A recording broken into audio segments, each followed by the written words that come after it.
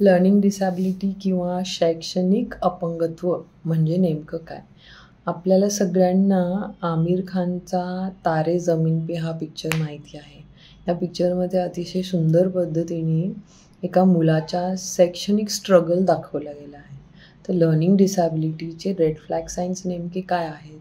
ज्या मुलांना learning disability असते, ह्या मुलांना अक्षरांमध्ये कन्फ्युजन होऊ शकतं. बी आणि डी लिहिण्यातही आणि काही काही वेळेस वाचण्यातही. या मुलांना राईम्स लक्षात राहणं चॅलेंजिंग वाटतं. डावीकडनं उजवीकडे लिहायच्या ऐवजी त्यांना कन्फ्युजन होतं. उजवीकडनं डावीकडे काही काही लिहू शकतात. बऱ्याच मुलांना जे, जी यांचे प्रनाउन्सिएशनमध्ये प्रॉब्लेम होऊ शकतो. अर्थ समजायला प्रॉब्लेम होऊ शकतो.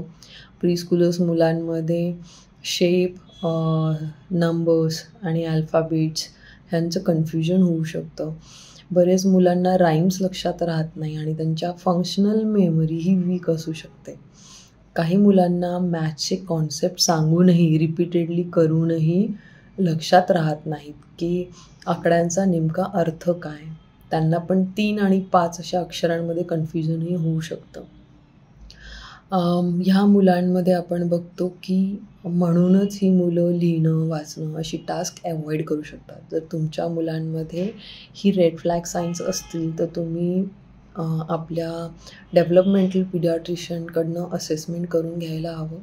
अर्ली इंटरव्हेन्शननी मुलांना नक्कीच मदत होते. थँक्यू.